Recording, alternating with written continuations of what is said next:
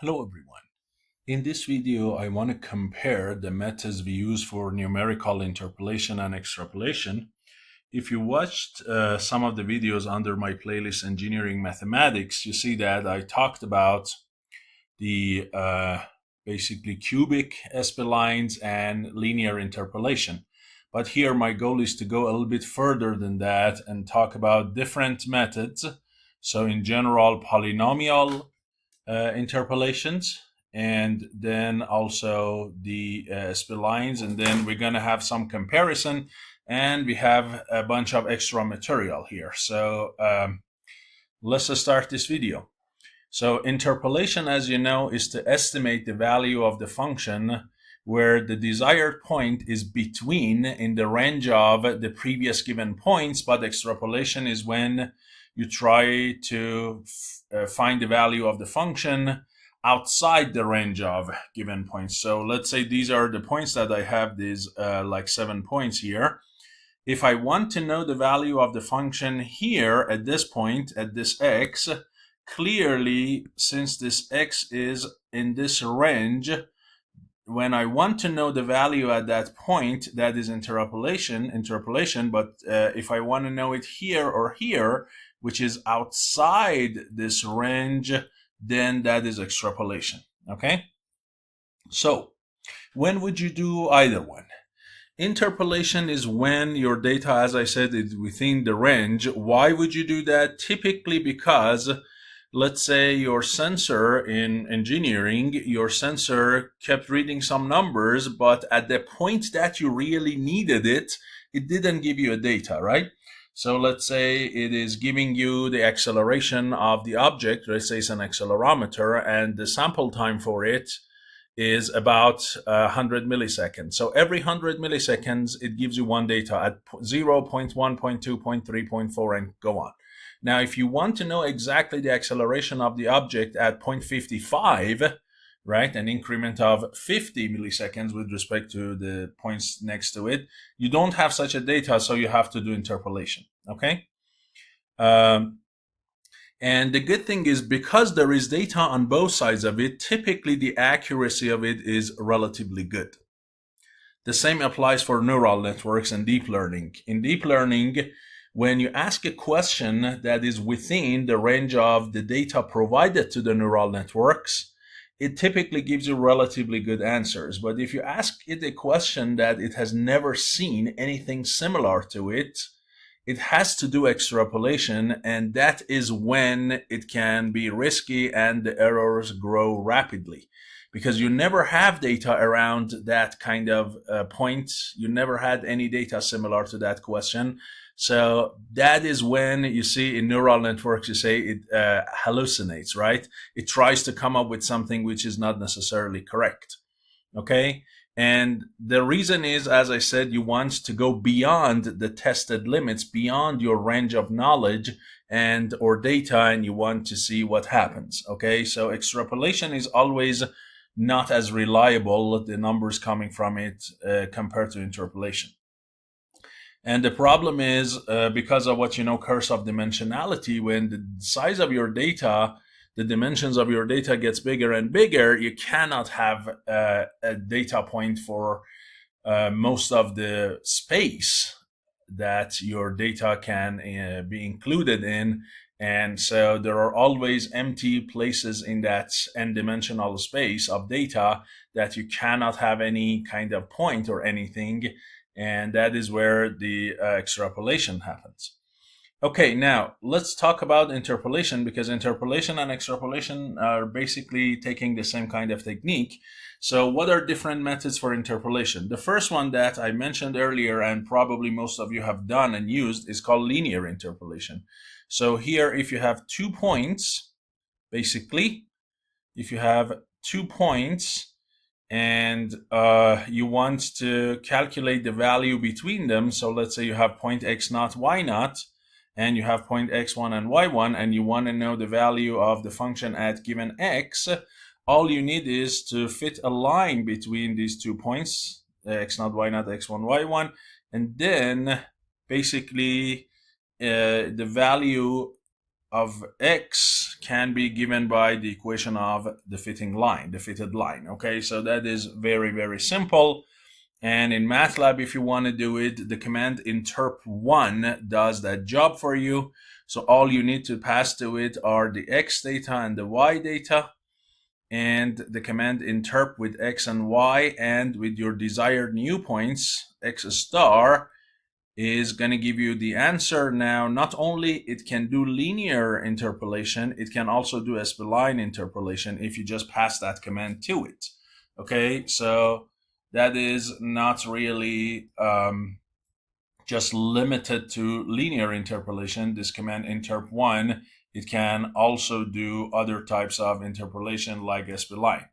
The thing is, it's one-dimensional, so you only have x and y. Now, let me show you this.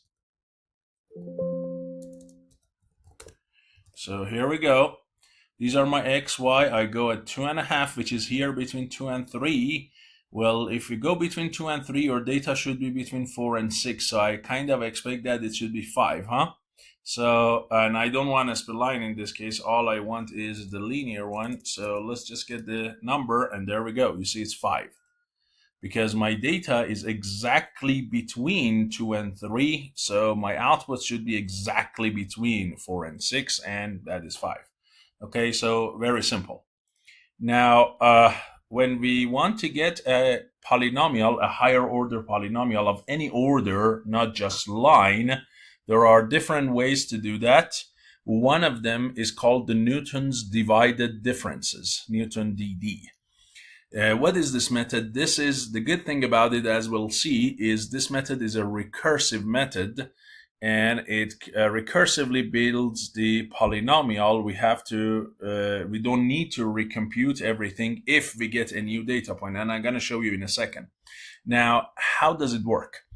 If I have n pairs of data, like x naught, y naught, all the way to x n, y n, the interpolating polynomial is going to be f at x naught plus f at x naught and x1 times x minus x naught plus f at x naught, x1, x2 times x minus x naught times x minus x1 plus all the way to the end. Now, these terms that is f at something, and instead of parentheses, they have brackets in them, these guys are called the divided difference. So these are not the value of the function at these points, because your function has only one variable. So you cannot have several variables in this function. These guys are called the divided differences. How do you calculate them? The one that have only one input, we call them the 0th order divided difference, which are exactly the value of the function at that point. So at any xi, the value is the yi that is coming from your original data. But the first order ones, the one that have two input arguments, so if you give it that xi and xi plus 1, then to do that, you need to subtract the y's at those x's, so y of I plus 1 minus y of I, and divided by the x's. So this is kind of like a forward or backward derivative, right? Depending on which point you focus on. This is like a finite difference forward or backward approximation of first derivative, basically. And then the next point is, if you look at this, the one that has 3, which we call it second order divided difference, so that guy was first order. This time you get the data from the previous orders, from the first order divided differences. You subtract those and then divide by the last data point minus the first data point. And this is kind of like a second order derivative approximation, which is multiplied also by a second order polynomial. And then you can keep going. So if you look at this, this is kind of very similar to the Taylor series. If you remember, in Taylor series, f of x was f at x naught plus f prime at x naught times x minus x naught, and then plus f double prime at x naught times x minus x naught squared over 2 factorial plus dot dot dot. So this is kind of similar, right? You see this one is exactly the same. This one here is approximated by that. This one here is approximated by this.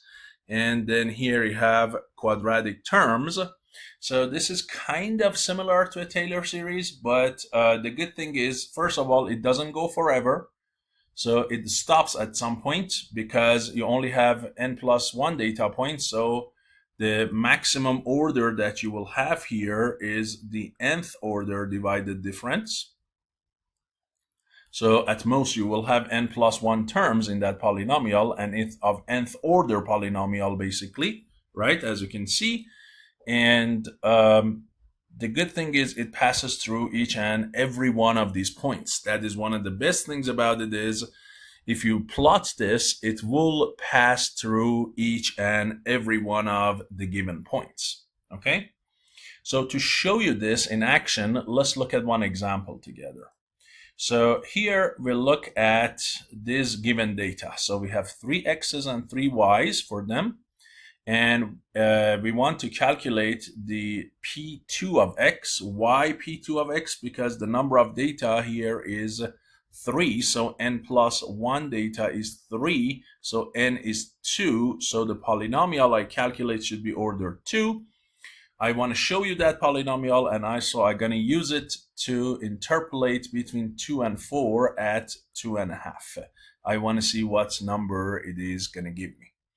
So for that, we need to form this table, which is called the divided difference table, or Newton's divided differences table. So here in the first column goes the x data, in the second column goes the f of x or y data. Now in the third column, the first order differences, this is what you do. So you basically subtract the y, so you subtract 3 minus 2 and divide it by 2 minus 1. And the number is 1. Then when you go for, so this was for these two. Good. Next, we go down by 1 row. So next you do it for these guys. So it's going to be 6 minus 3 divided by 4 minus 2, which is 1.5. Okay, so as you go down row by row, you calculate the next number. So here 1 and 1.5 are the numbers that I have for the first order divided difference. Now let's go to the last column here. So this time what you do is for these guys, for this one and this one and this one and this one. So it's going to be 1.5 minus 1 divided by 4 minus 1, and you get 1/6. Good.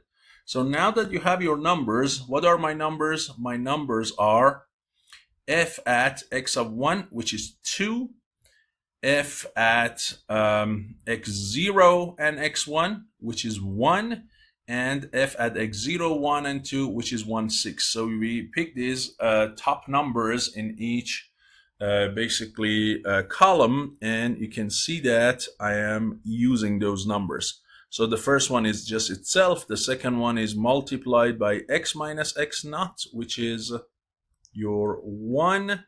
The second one is multiplied by x minus x naught times x minus x1, which is 2. So if you simplify it, you're going to get your quadratic polynomial or order 2. And if I plug in 2.5 in it, the number is going to be 3.625. There we go. Okay.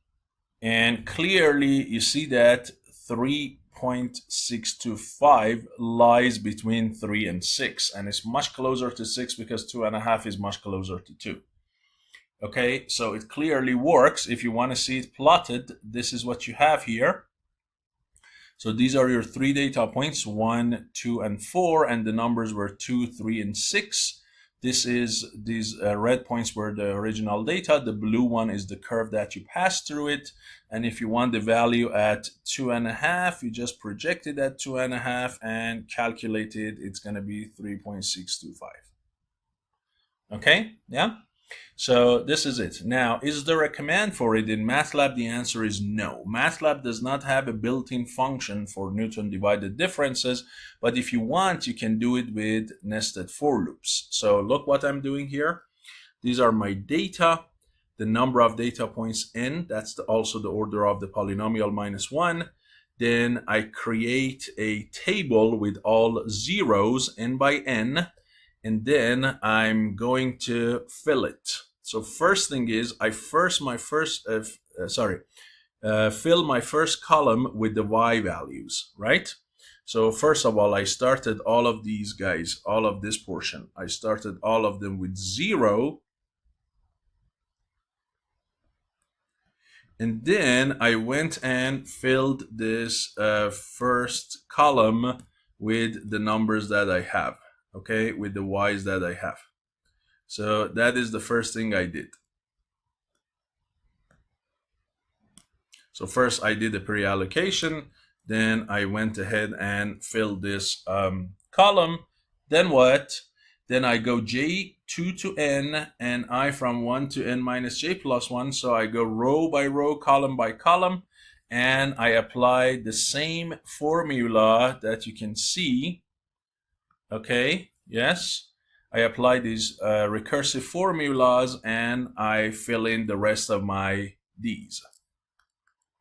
Now, of course, in this case, you're only going to have 2 of them. One of them is going to stay at 0. Here, you're going to only have 1 of them. And then I call them the coefficients. Now, to plot the curve, I'm going to generate 100 data points between mean and max of x. And then I basically calculate the y at all of these 100 points. And I'm gonna plot them for you in blue. I'm gonna also plot the original data with red circles. And that is basically the curve that you can see. Okay, so if you want to do it, you have to do it with nested for loops. This is the part that you calculate the coefficients. This is the part that you evaluate your polynomial at any point, including 2.5 or anything that you like. So these are these nested for loops that you see I'm doing. Okay, now, the big advantage of this method, as I said, is, other than, of course, it passes through the points, is incrementally updatable. That is the best thing about it. What does that mean? It means, let's say you already had n plus 1 points and you formed a polynomial order n. Now your sensor gives you an extra point, x of n plus 1 and y of n plus 1. Now what? Can you still use all of these data in that table that you calculated, or no, you have to go ahead and basically redo all of these calculations? The answer is no. You can use all of those previous things. Okay, that is the best advantage of that. For instance, let's say here I add 1 extra number. So I go to 5 and let's say this is 8. So if I have that, what do I do? This time I have to calculate an extra number here, which is going to be 8 minus 6 divided by 5 minus 4 here. Then here I need to do an extra 1, and let's see, this number is equal to, of course, 2. Then I have to do 2 minus 1.5 divided by 5 minus 2. So that is 1/2 divided by 3. That is also 1/6. And finally, I need to add one more one. So this is going to be f at xi and xi plus 1 and 2 and 3. Because now I have more data points, so my polynomial is going to go order 3. Now, in this case, exceptionally, the number that I will get is going to be 1/6 minus 1/6 divided by 5 minus 1, which is 0. So in this case, exceptionally, the third term is, the cubic term is going to be 0. Why is that happening?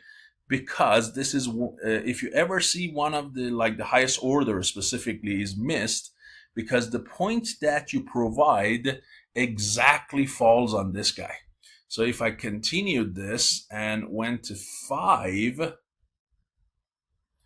and projected this here, that would be 8. If the point that I add is exactly on the curve that you already fitted, that is not going to add to the order.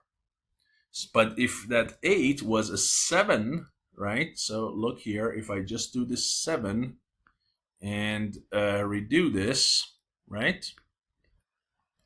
So now you're going to get 7 minus 6 divided by 5 minus 4, which is 1. And here I will have 1 minus 1.5 divided by 5 minus 2. So that's going to be negative 1/6. So this last number is going to be 1/6, negative 1/6 minus 1/6 divided by 5 minus 1.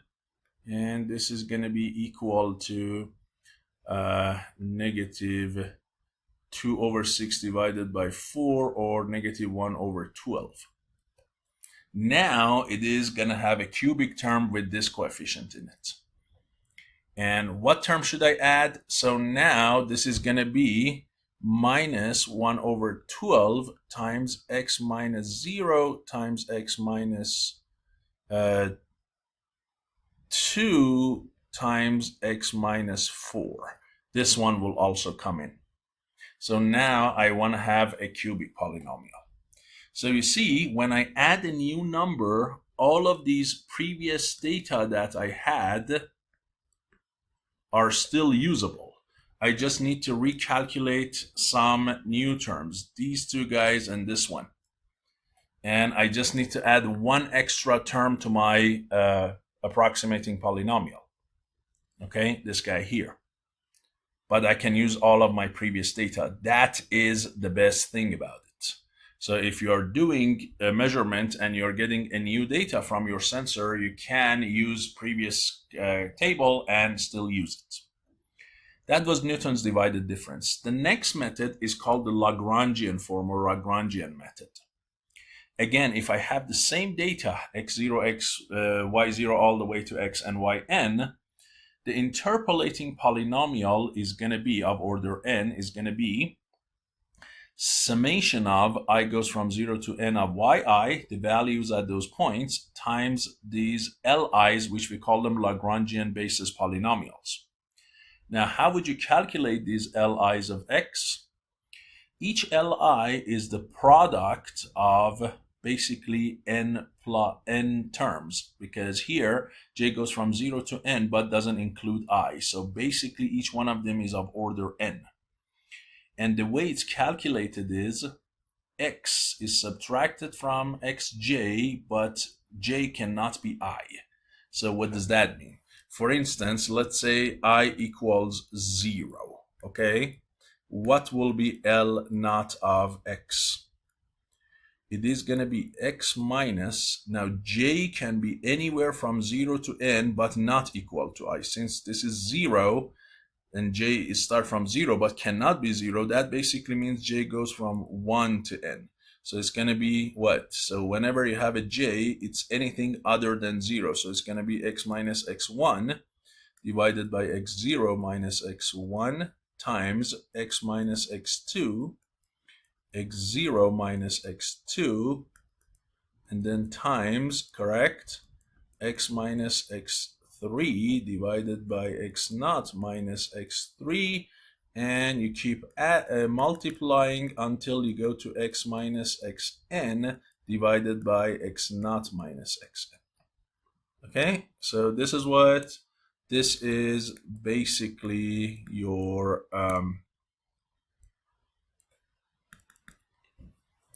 L naught of x, right? That is what it is. Or if it's L2, if this guy is L2 of x, then all of these guys will be 2. And the term that has x2 in it, that is going to be gone. So you start with 0,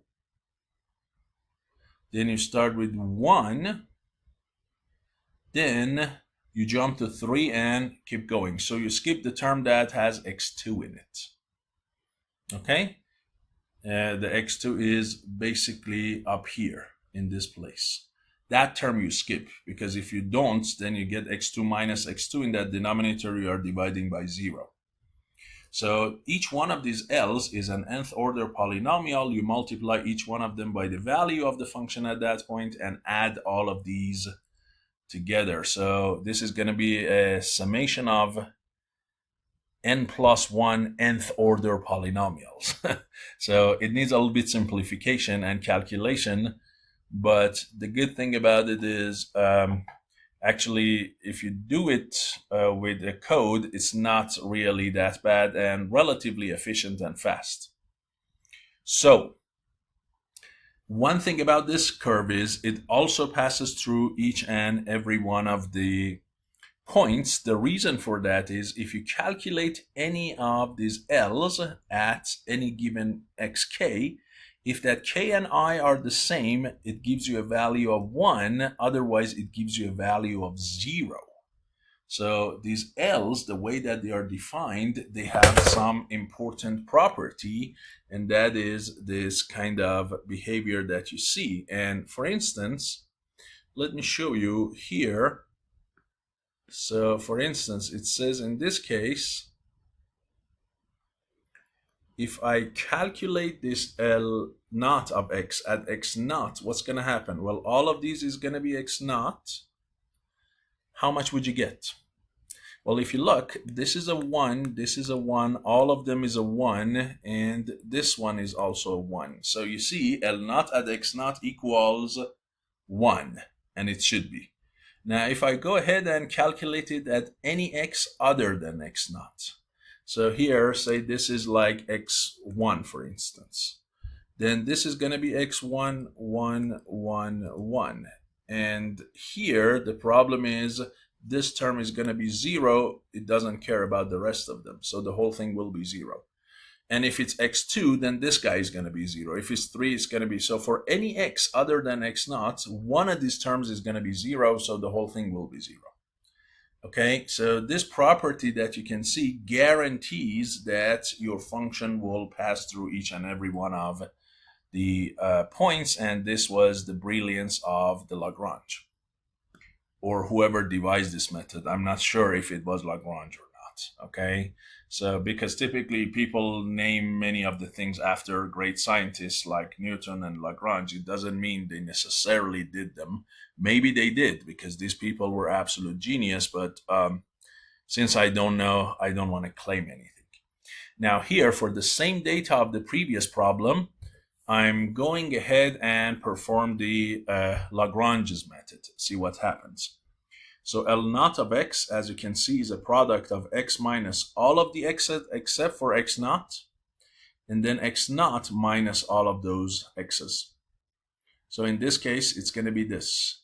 L1 is going to be in the numerators, x minus all of the x's except for x1, which is 2, and then that 2 here replaces that x in the numerator and the same data. And again, L2 is x minus all of the data except for x2, which is 4, so minus 1 and 4.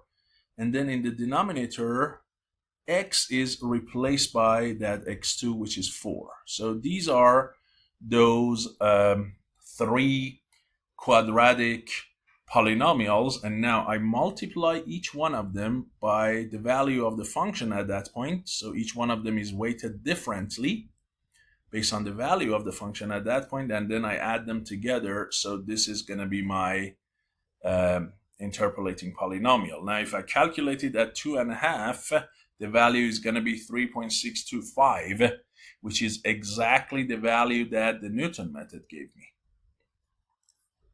And you might say, is this a coincidence, or would they give you the same number each time? So Newton's divided differences and the Lagrangian interpolation, they will always give you the exact same result for any interpolation point if you give them the same initial data. The reason is this theorem called the Unisolvence Theorem, which says that if you have n plus 1 data points and you want to find a polynomial of degree less than or equal n, there is only one polynomial that fits all of the points. Therefore, both of these methods should produce the same unique polynomial. So the answer is yes, it does. And so which one of them would be used, that depends on the application. We're going to do some comparison, at the end of this video between these two methods as well as Spline, and then we come up with some recommendations that which one of them you should take. So this was the Lagrangian. And for Lagrangian, there is also, similar to the Newton method, there is also no built-in MATLAB code. But again, you can use nested for loops and you can perform the job.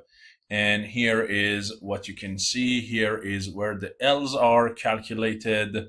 And this is when the L's are evaluated at any point, and then you can do the plot. And this is the plot of the Lagrange polynomial. And you see that the data, the curve, if you look at this one versus the previous one, you can see that they are the exact same thing. Okay, so and here I have the code for both of them. So this is Newton's divided difference interpolation. This is this code for this data. If you want, you can change it to anything that you want. It works for any number of data points. And this is the Lagrange interpolation. Okay, there we go. Right?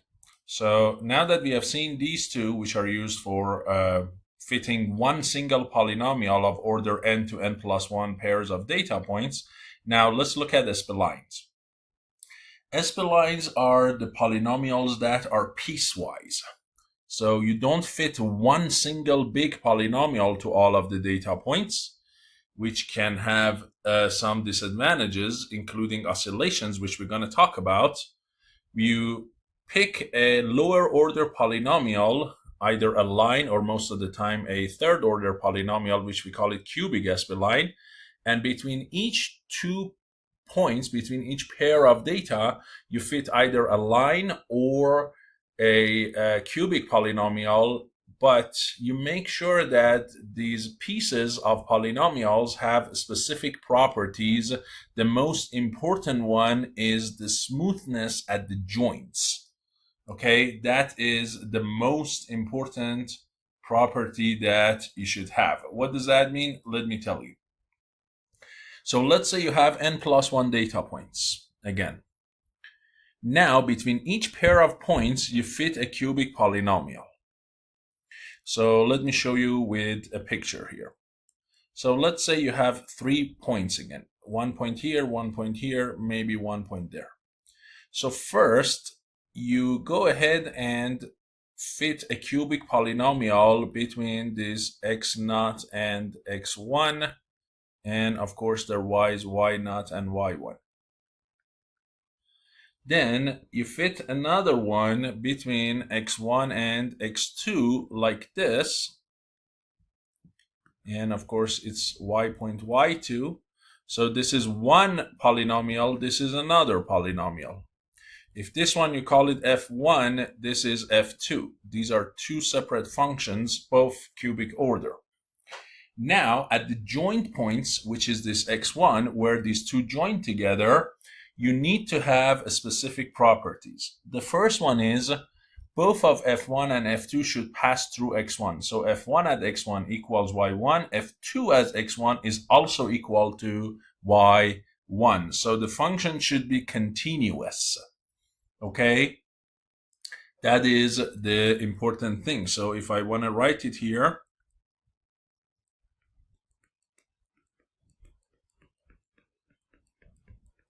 that's like two equations.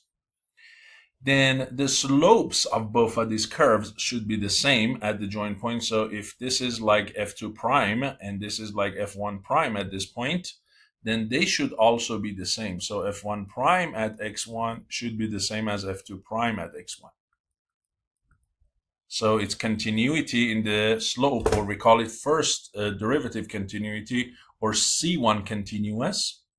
Also, the second derivative should be the same. So f1 double prime at x1 should be the same as f2 double prime at x1. So the curvature should be the same.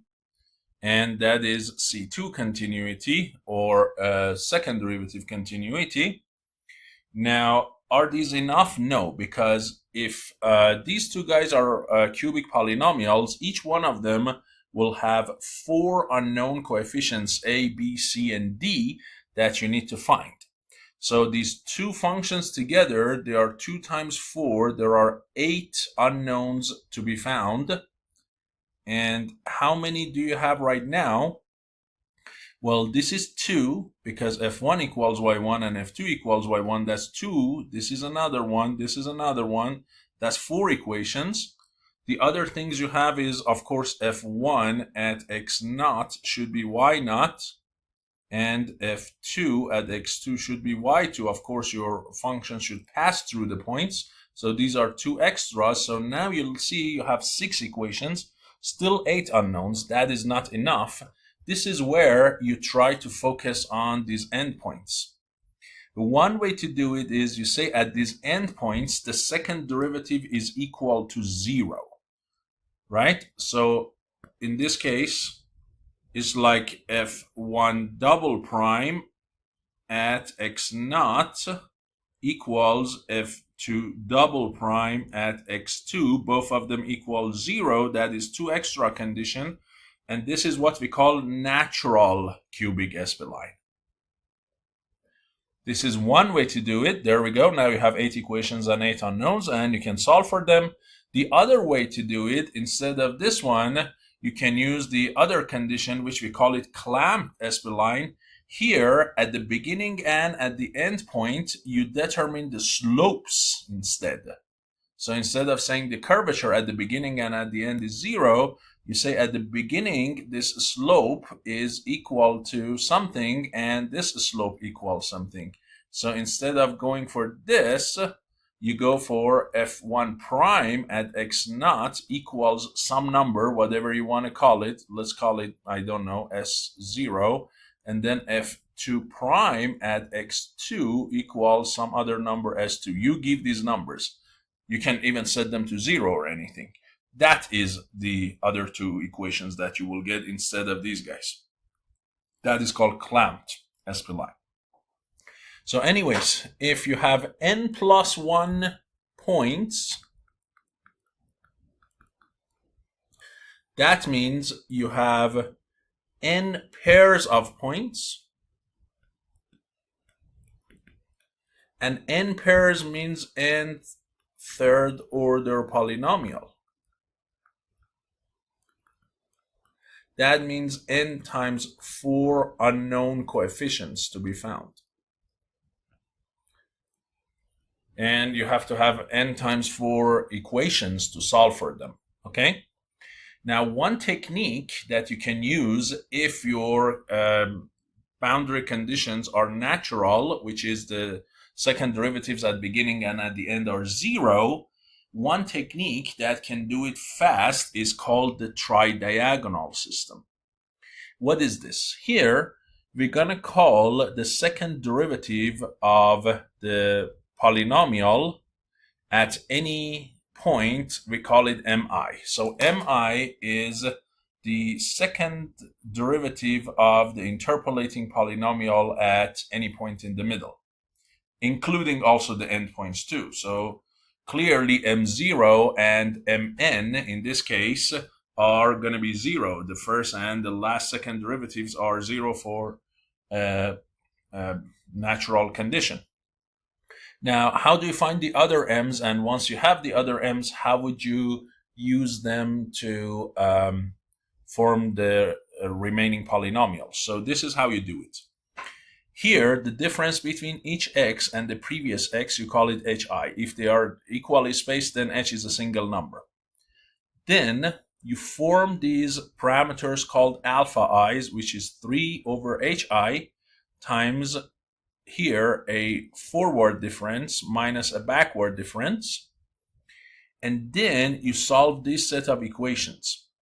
That hi minus 1 times mi minus 1 plus 2 hi minus 1 plus hi mi plus hi mi plus 1 equals alpha I. So for instance, if I have, in this case, 3 points, right? If I have 3 points, m0 and m2 are already 0, so the only one that you have remaining is for m1. So here you set I equal 2 in this guy, or 1, sorry. You set I equal 1 here, and what would you get? You get h naught times M0 plus 2 times H0 plus H1 times M1 plus H2 times M2 equals alpha 1. Now alpha 1, you can calculate it from this formula. It's just a fixed number. M0 and M2 in this case are both 0. So from here, you should be able to solve for M1 because the H's are all well-known numbers. They are just the difference between the X's. There we go. You see? So you can find M1. If you have more, then you're going to do more than that. And why do you call it tridiagonal? The reason is each M is related only to the M before that and to the M after that. So if I had n points, the way that you can write these equations is something like this. All the way to Mn equals all of those alphas, correct? Alpha 1, alpha 2, all the way to alpha n, correct? Alpha not. No, alpha 1, that's right. Okay? Because this one only goes from I of 1 really to I of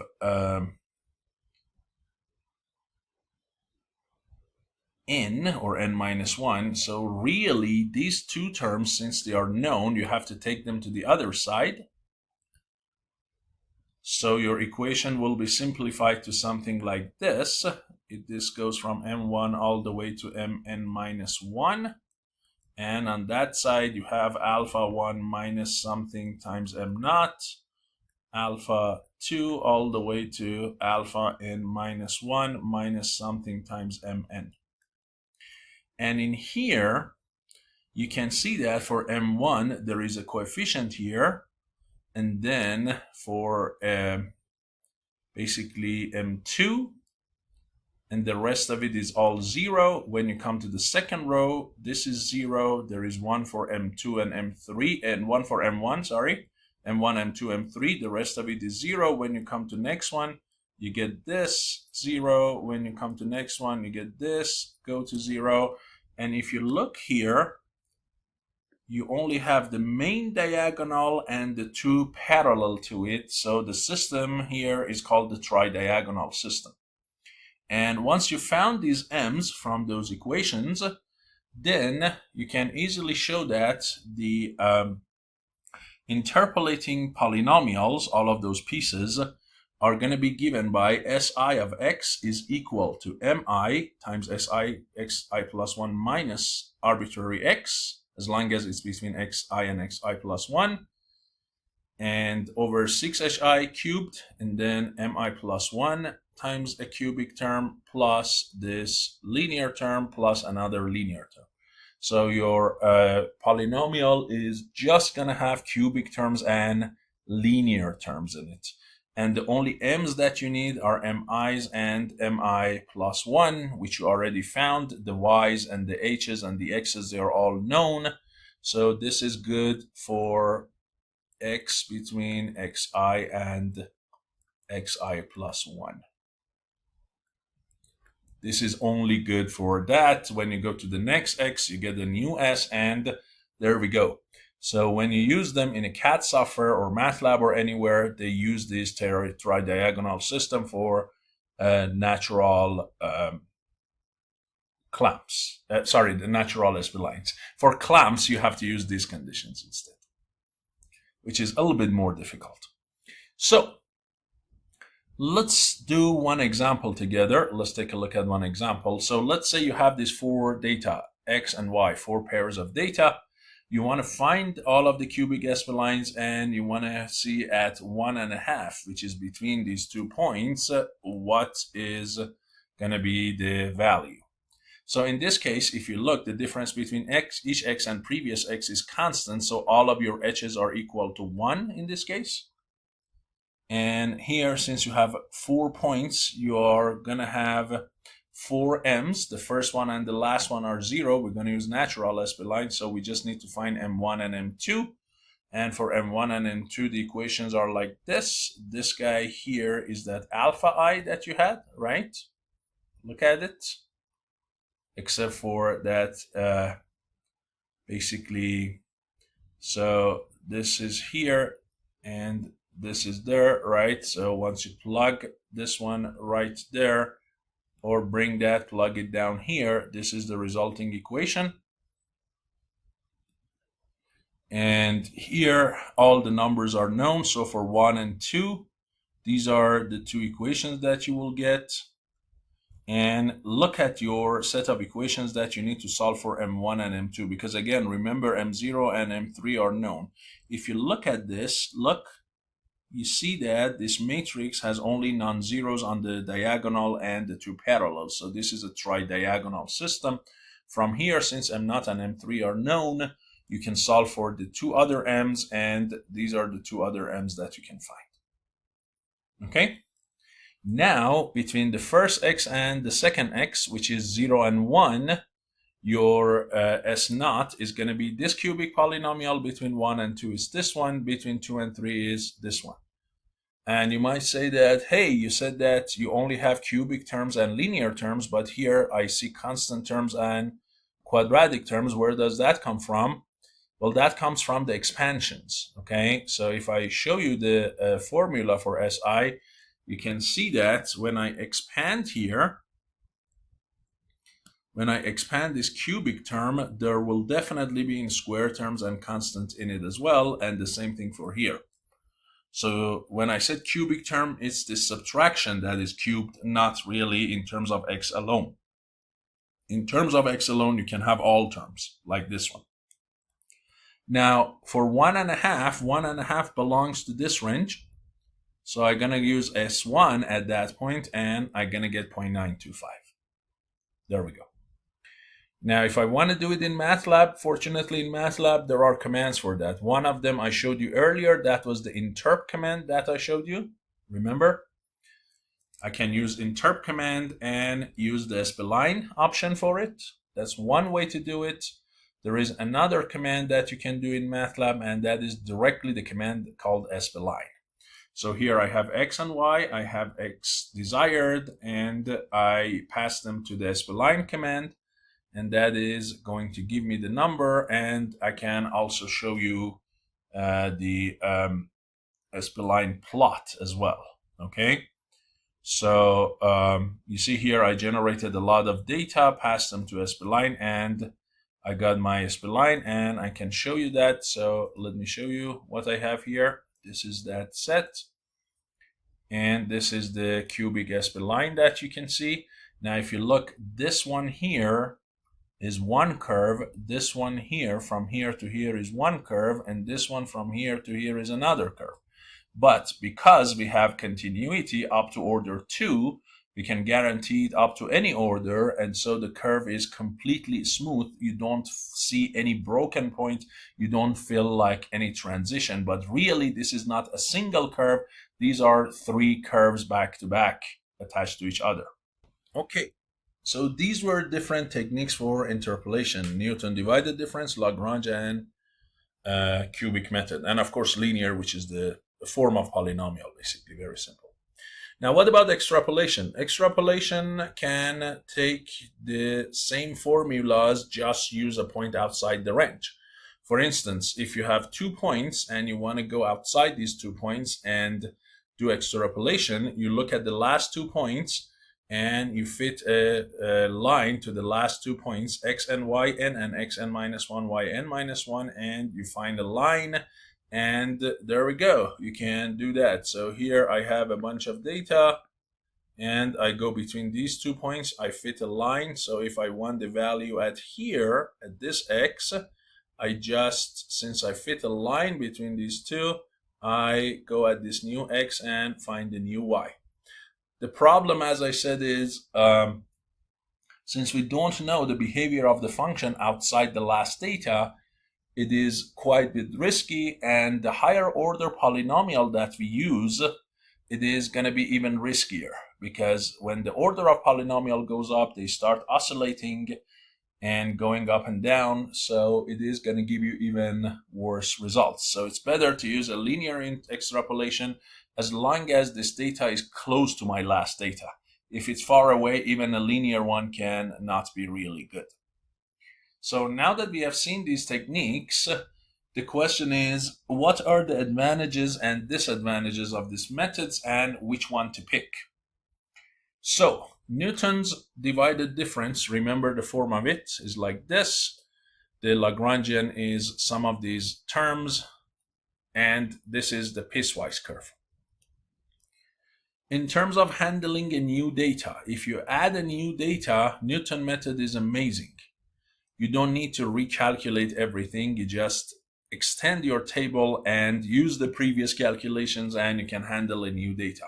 So for real-time processing, this is great. On the other hand, Lagrangian method, you have to recompute all of the L's.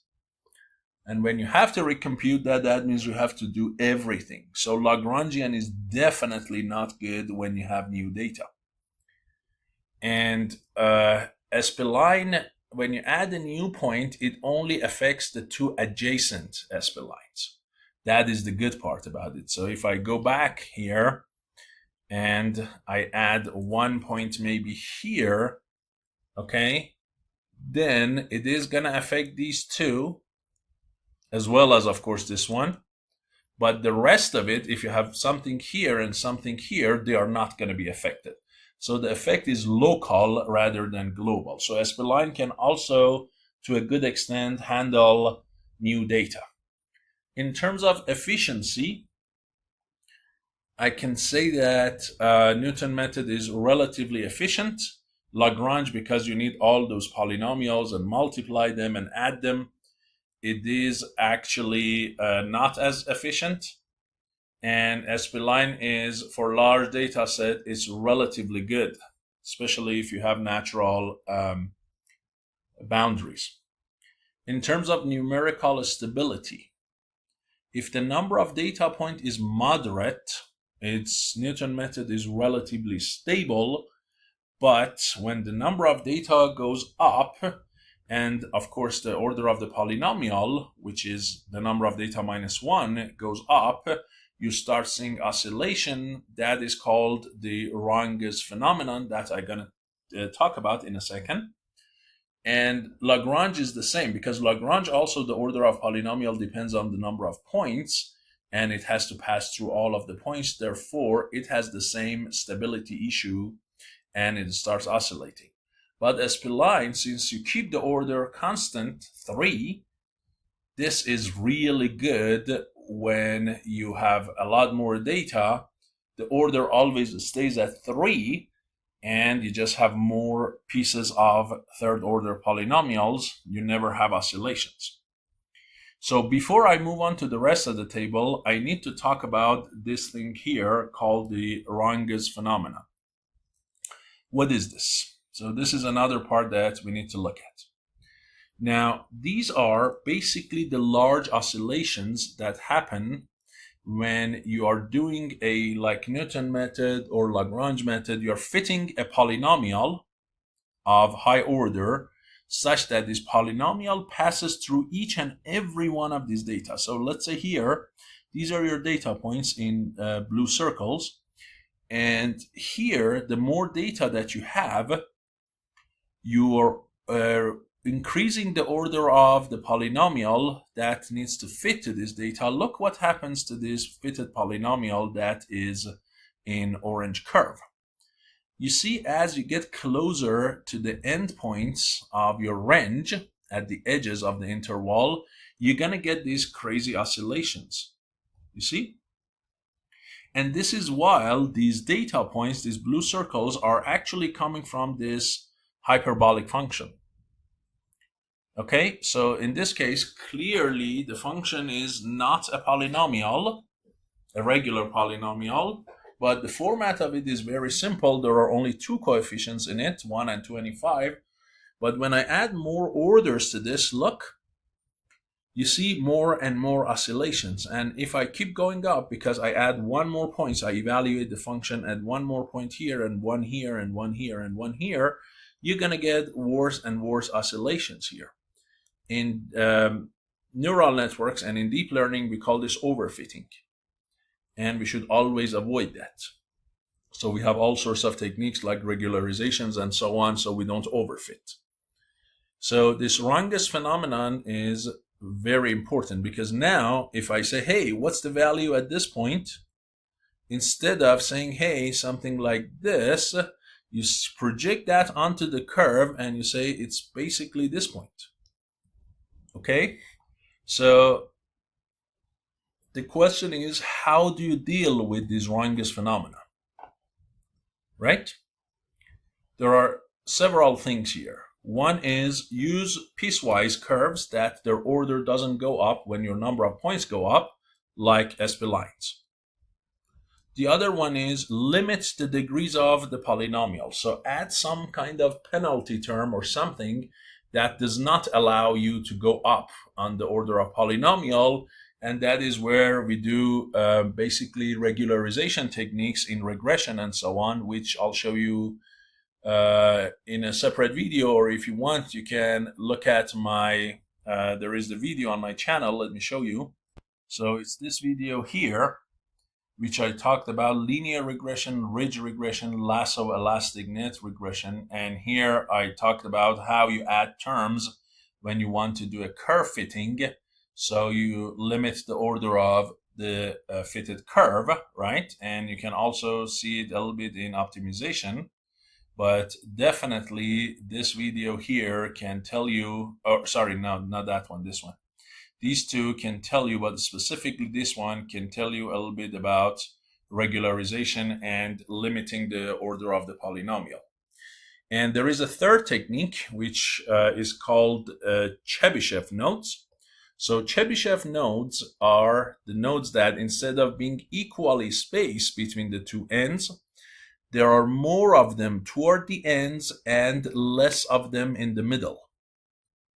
Because you add a lot more points toward the ends, you are kind of forcing this curve that is now going crazy and doing oscillations toward the edge to not do all those oscillations. Because remember, each one of these data points is like a nail, is like a clamp. Your curve is like a string that has to go through all of them. So when you add more and more points, look, when I force this curve to pass through that, it cannot be here. That point has to come down here. So when I add a lot more points, even if it oscillates, the oscillation should have low magnitude, because I have a lot more nail points and anchor points that the curve has to pass through. So you can use Chebyshev points. Now, how do you find Chebyshev points? So the Chebyshev points, the equation for it is xi equals cosine of 2i plus 1 times pi over 2 times n plus 1, where I goes from 0 to n. And this is x of 0, this is x of n, of course. And you can see that because of the behavior of cosine term, because you project these equally spaced points on the cosine term. So you get a bunch of points here and here. But here you see that the distances are bigger, but here the distances are smaller. Okay, so you can use those points and do the interpolation by those, so you don't see the Runge phenomena. Okay, now that we have seen the Runge phenomenon, let's go back to that table and finish it up.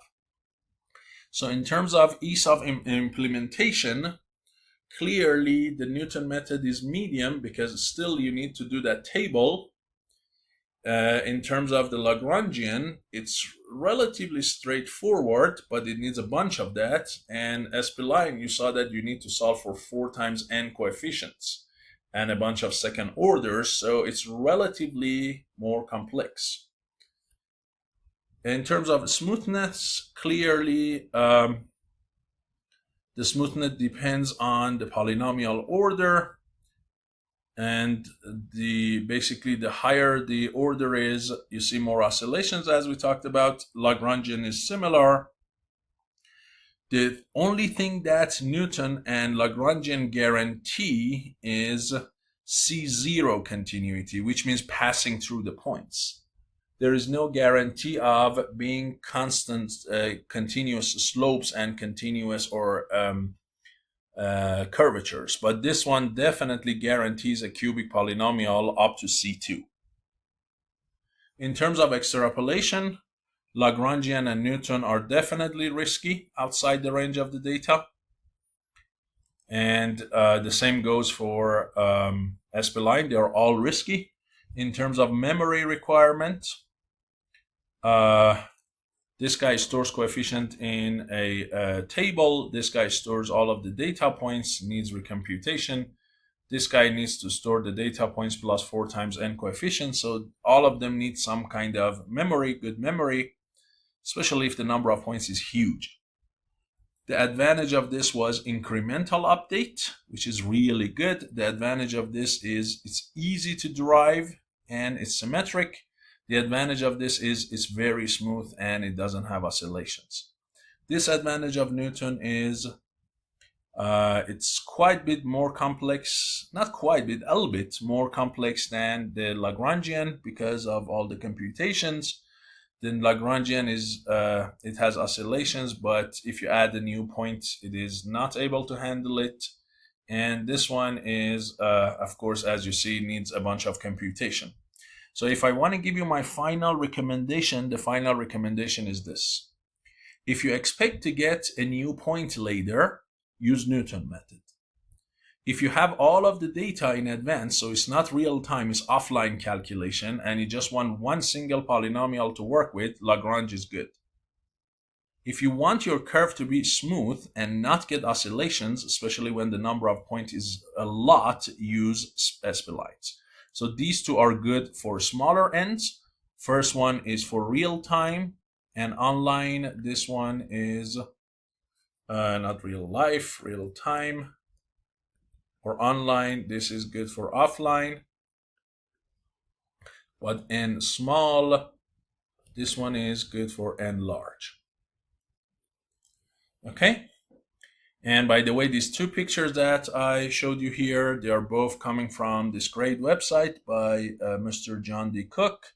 He has this great website teaching mathematical topics. So I really borrowed these two curves from him. I could have generated it myself in MATLAB, but that was faster. So I give the credits back to him. And hopefully you like the video. Thank you so much. I'll see you in the next lecture.